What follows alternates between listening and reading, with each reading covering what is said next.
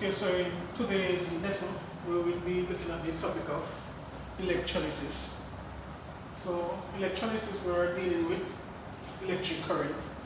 So first, electrolysis, we have the definition here, which is the decomposition of an electrolyte when an electric current is passed through it.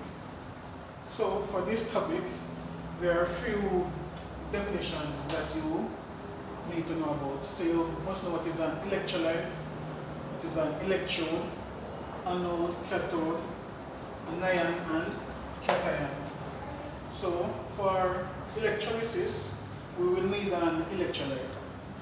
So your electrolyte is just a liquid or a solution that contains mobile ions. And you will see later on in the lesson why we will need mobile ions. So the electrolyte is any solution or liquid with mobile ions. Your electrode, alright, so let's just draw a cell diagram for this topic so we can relate all of these. So for electrolysis, you will have to draw a cell diagram. And cell here is not like in biology. So this is for chemistry.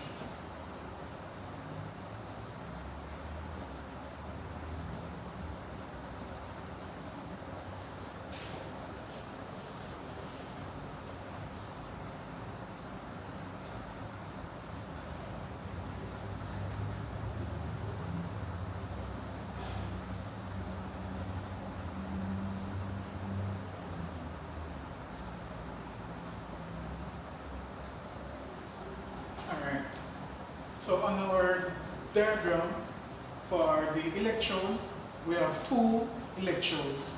They are called the anode and the cathode. So the cathode is the positive electrode of our electrolytic cell. So this right here, so this is our anode, so the anode is positive.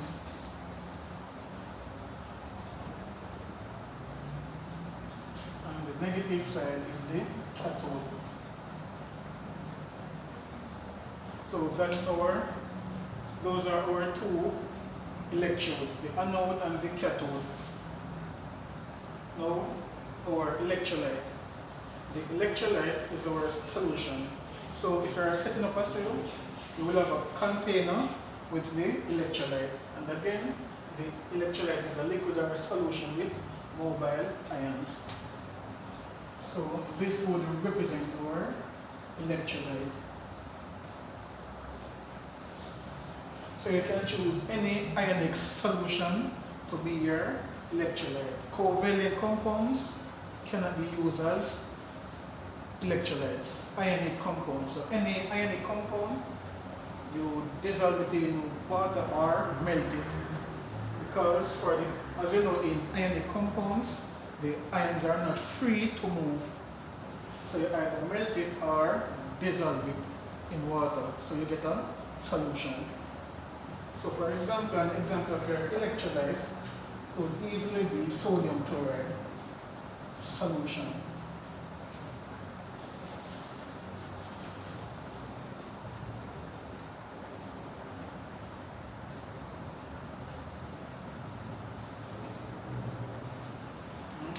So we have our two electrodes, the anode and the cathode, and we have our electrolyte. Now, what can we use as our anode and our cathode? Two things. We can use metals. So our anode or the cathode, it must be able to conduct current. So electrons must be able to flow through it. And we know metals are conductors, right? Both electrical and thermal. So you can use a metal or graphite. If you remember graphite, it has delocalized electrons, so both your graphite or metal can be used as your electrodes. No, so let's just go with graphite.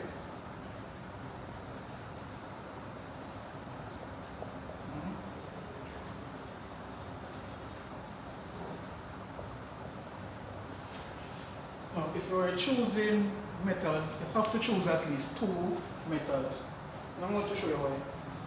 So once you set up the diagram, this will allow for the flow, or in real life now, if you set up the circuit, it will allow the flow of electrons from your positive terminal, which is the anode, to the cathode. Now this flow from positive to negative, it's called the conventional current flow. In reality, it is electrons that flow, and electrons flow from negative to positive. But for all intents and purposes, when you are doing any classwork or exam, just know that the electrons are flowing from the positive to the negative. So from anode to cathode, right? So the electrons will flow from the anode and they will go over to the cathode. Let's say we're using a metal.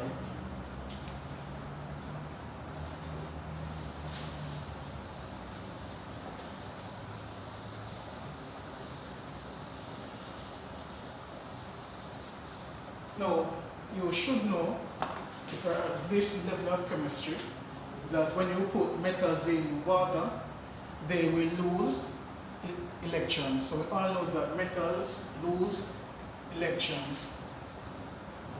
So let's say we put a piece of zinc in solution, zinc metal. Let's put aluminum here. So we have a piece of aluminum metal and we have a piece of zinc metal. We know that aluminum is more reactive than zinc. That means aluminum will lose electrons much quicker than zinc. So at a particular time, the aluminum, the solution with aluminum will have more electrons than zinc. So let's say at a particular point in time, this is how the container will look. Because aluminum is more reactive, the container will have more electrons present. Right? And with zinc, it's less reactive, so its tendency to lose electrons is not as great as aluminum. Now if you look at the two containers, aluminum has much more electrons than zinc. Right? So in terms of a gradient, if these two cells should somehow connect, the electrons will flow from where they are higher. Right? So more electrons is here than with the zinc. So if it should be connected in a way so that electrons flow occurs, it will flow from where you have the more electrons. So in our diagram, or if you are doing it for yourself, you must choose 2 different metals. One is always going to be more reactive than the next one. So your more reactive metal should go at the anode, because we just said that what the electrons are going to flow from the anode to the cathode. Right? And as you can see here, the container will be more reactive metal, has more electrons than the container with the fewer electrons here. So if we were to use aluminum and zinc instead of graphite, then the anode would be aluminum and the cathode, it would be zinc. So if you are using graphite, graphite will be both the anode and the cathode. But if you are using metals, you are going to use 2 different metals. The more reactive metal, it goes at the anode, and the less reactive metal goes to the cathode. Good? So once you connect it up, and right here, this one right here, you can attach your power supply right here. So if it's a battery, or if you're trying to light a bulb, you would put it right here. So this represents the cell, the power supply, or any device that you would attempt to charge. If the current is strong enough, then it will light the bulb. But if it is weak, it would not be able to do it. So in the next video, we will do some experiments. So for this diagram, what will happen? So you connect your electrodes, right, to the power supply, and then you dip the electrodes in your electrolyte. Once that happens, electrons are going to flow from the anode, go across to your cathode. Now this flow of current, electric current is basically the flow of charge. The charge in this case is our electron. So once you get the electrons to start flowing, that's how, if you add a bulb here, it might light the bulb, right? So once you attach your two electrodes to this power source and put them in your electrolyte, electrons will start to flow from the anode and go across to the cathode. What does that mean?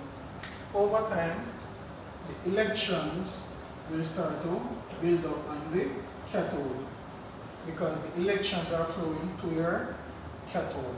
So the electrons are going to build up at the cathode. Now electrons are leaving the anode.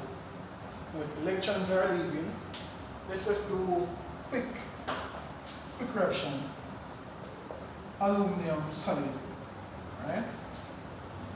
If aluminum, based on this reaction, right? If you put it in water, it is going to give up electrons. It's not that reactive with water, but let's work with it, right? So aluminum, it would form the aluminum ion, which is 3 plus, by giving up 3 electrons. So when an ion, when a metal atom loses electrons, it forms positive ions. So once electrons are leaving the anode, then that electrode is going to get positive. So we will have a buildup of positive charges on the anode, and the cathode will have a surplus of electrons. The metal at the anode lost electrons, so it developed a positive charge, and over the cathode, the electrons are flowing to the cathode, so it will develop a negative charge. Now, so the current receives the flow of charge, which is the flow of the electrons. That means if electrons stop flowing, we will have no current. Now, whatever metal you are using here, it has a finite amount of electrons. So once the flow of electrons stops, then the current flow stops. Good? However, let's look at what is going to take place in our solution. In our solution, what do we have? We said this solution is a sodium chloride solution. Not going to use solution for a reason.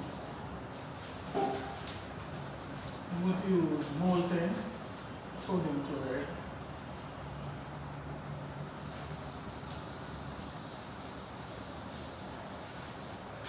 So, molten sodium chloride. If I have solid sodium chloride, apply heat, so you will melt it. You will break it up into sodium ions and chloride ions. So now we are going to look at the reason for having mobile ions. Now once your anode develops its positive charge, if inside your electrolyte you will have negative chloride ions, right? Because remember, the sodium chloride, it will break up into sodium ions and chloride ions. So the negative ions will be attracted to the positive electrode. That means the chloride ions are going to be attracted to the anode, which is positive, and the sodium ions will be attracted to the negative electrode, which is the cathode. Now what happens after this attraction takes place? So in solution, right? So as the reaction is going on, let me just draw next diagram. Drawing but the same diagram here. Clarity. So the chloride ions, they are in solution when the anode, right? When the anode develops the positive charge, the chloride ions are going to migrate to the anode, right? So they are migrating, they are attracted to the anode. That is why I put the chloride ions here. They are moving towards the anode. Now, what happens if we are doing electrolysis now, so you must have done oxidation already. So, if you have the negative ion, which is the chloride ion, is attracted to the anode. What is going to happen now is that when the chloride ion goes to the anode, it is going to be oxidized. So we know oxidation is the loss of electrons. So when the chloride ion goes to your anode, you see the negative here, it means that the chlorine, it has an extra electron. So the chlorine is going to go to the anode and gives up the one electron. So the negative sign here represents an extra negative, an extra electron. So the chloride ion gives up the extra electron to the anode. So when the chloride ion comes here, it is giving an electron to the anode. All of them are donating electrons to the anode. That process is called oxidation. Now, if this chloride ion gives up the one electron, it forms back the chlorine atom. So the chloride ion, with one extra electron, gives it up at the anode. It lost the electron. That process is called oxidation. Now, chlorine, it does not exist as an atom. It exists as a diatomic molecule, which means you will get chlorine gas being formed. So obviously, one chloride ion cannot form a molecule of chlorine. We need two chloride ions to form one molecule of chlorine. So if you have two chloride ions here, and each of them is giving up an electron, it means that we should have two electrons over here. Right? So two chloride ions combined to form.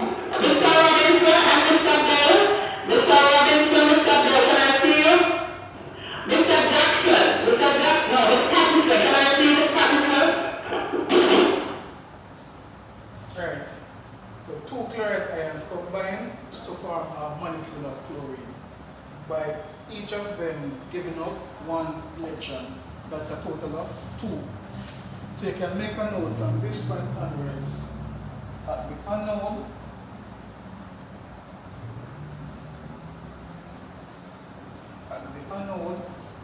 we will always have the process of oxidation occurring.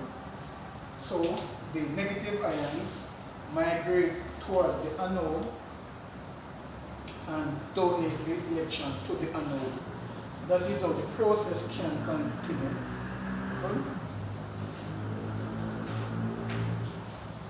Let's see if this is recording 20 minutes. Okay. Right, so that is what happens to the negative ion. The positive ion, which is sodium, just like with the chloride ion, the sodium ion will migrate towards the cathode.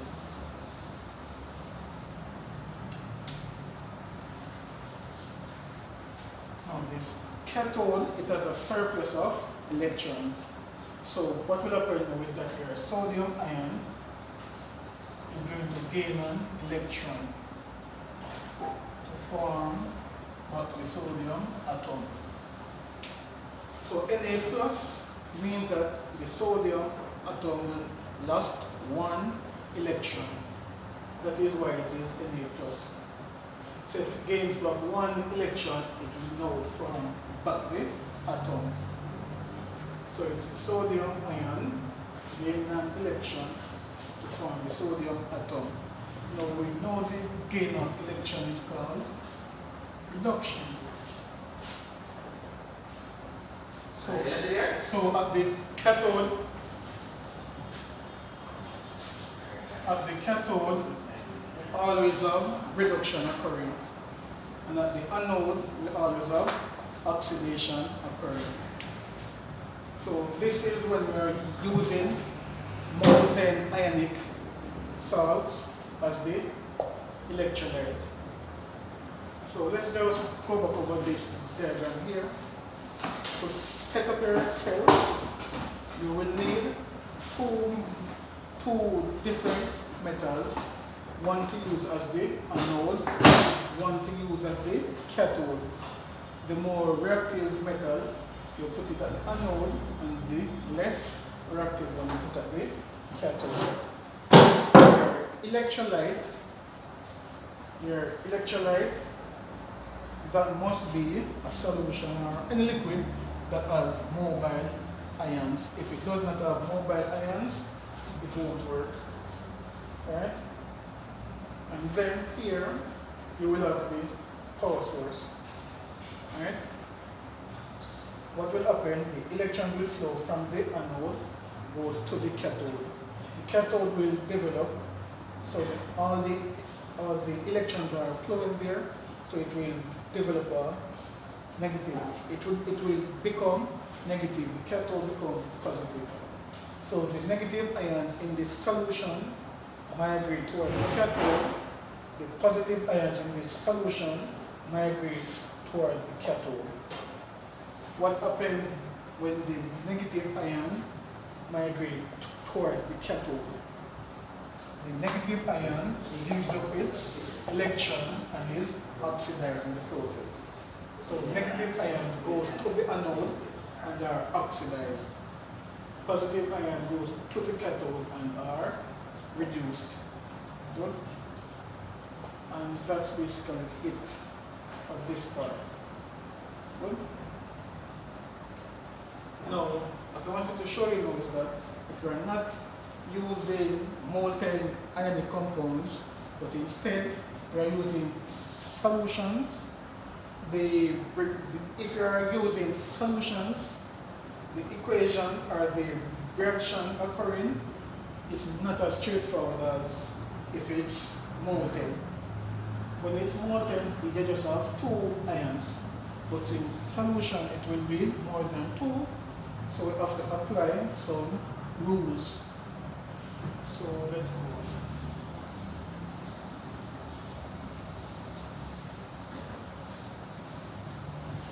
So when it's molten, you just have two ions present.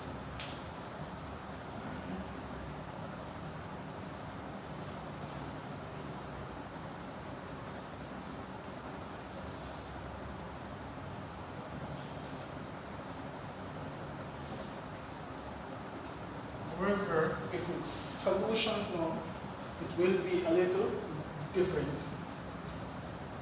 So first, the solutions, they can be diluted solutions or they can be concentrated.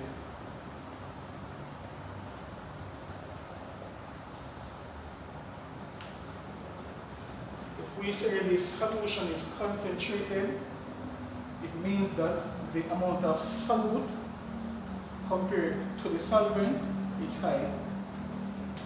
And with dilute, the amount of solute particles present compared to the solvent is low.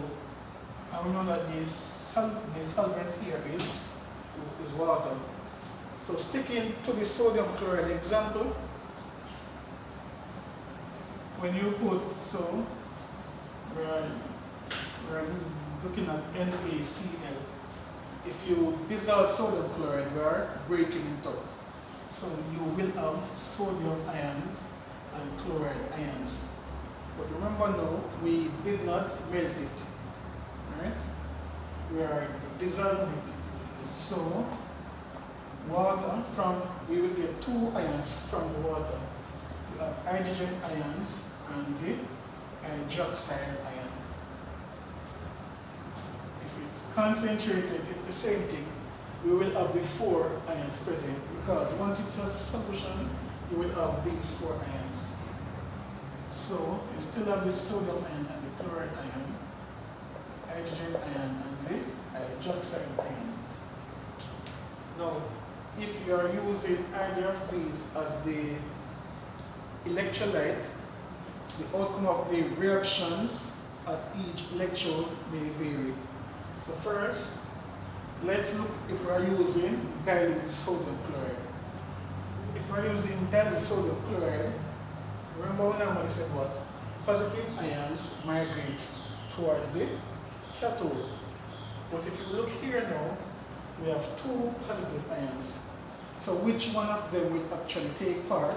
Which one of them will get reduced? So the rule is for the positive ions, the one that is further down in the electrochemical series, that one will actually take part in the reaction. So hydrogen is below sodium in the electrochemical series, so hydrogen will take part. Right? So what will happen at the cathode?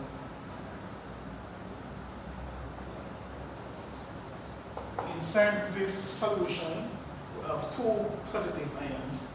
We have this sodium ion from sodium chloride, and we have hydrogen ion from water. But hydrogen is below sodium in the electrochemical series. So because hydrogen is below sodium, it will take part. So at the cathode, it's the hydrogen that will be reduced. Good? So the positive ion that is further down in the electrochemical series will take part. Hydrogen ion is below sodium, so it will take part. So hydrogen gains the 1 electron to form H, the hydrogen atom. But remember, hydrogen, like chlorine, don't exist as an atom. They exist as a diatomic molecule. That means hydrogen ion must form hydrogen gas. 1 hydrogen ion cannot form H2. So it means that we must have 2 hydrogen ions to form H2. But remember, each hydrogen ion gains 1 electron. That means if you have 2 hydrogen ions, then it would be a total of 2 electrons. So 2 hydrogen ions gain 2 electrons in total to form hydrogen gas. And again, this is reduction. The gain of electrons is reduction.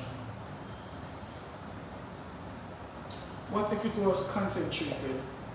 Would it make a difference?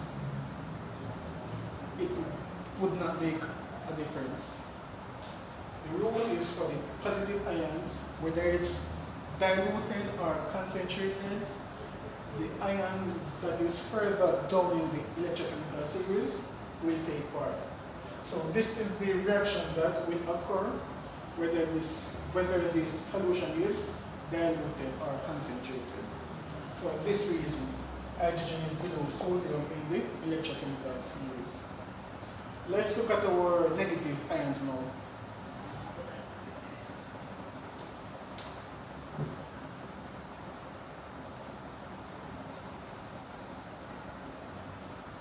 For the diluted solution, the hydroxide ion is in a greater amount than the chloride ions. So for this one, when it's diluted, the hydroxide ion will have a greater tendency to participate because they have a lot more of the hydroxide ions to the chloride ions. So it's not like with the positive ions. So the negative ions, if it's diluted, the hydroxide ion has a greater tendency to take part in the reaction here.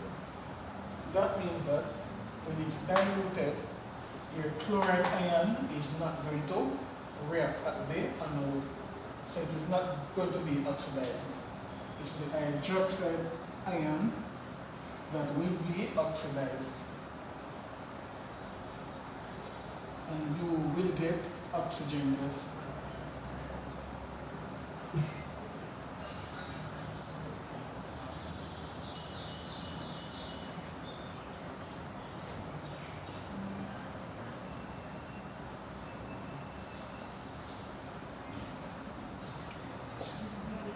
And that is all the equation we look after it is balanced. So the hydroxide ion, you will get water and oxygen gas in the process. This is when it is diluted. However, if it is concentrated, the chlorine is in a greater amount, it will have a greater tendency to take part in the reaction. So when it's diluted, your hydroxide ion takes part and the gas produced is oxygen gas. However, if it's concentrated, the hydroxide ion is not going to take part. It's the other negative ion that will take part. In this case, it is the chloride ion that will take part in the reaction.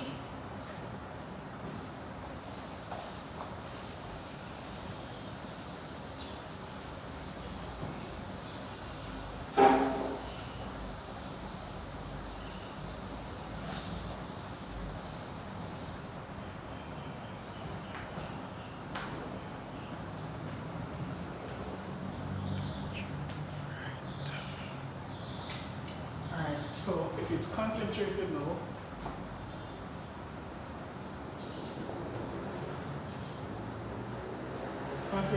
it will be just like the molten equation because we said that the chloride ion is going to take part here.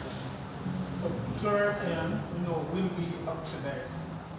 So you will get the chlorine gas plus the 2 electrons. So if it's diluted, the hydroxide ion is taking part. When it's concentrated, it's whatever other negative ion is present. In this case, it's chloride ion. Good?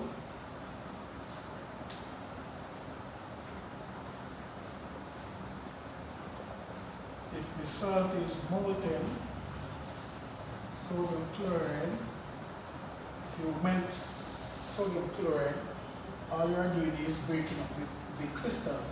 So you will only have sodium ions and chloride ions. That's it. However, when it's a solution, just recapping here, when it's a solution, you are dissolving it in water. You still break up the ionic compound, right? The water is also present, which contributes our hydrogen ion and our hydroxide ion. Whether this solution is concentrated or diluted, for the positive ion, it is the one that is further down in the reactivity series that will take part. For the negative ions,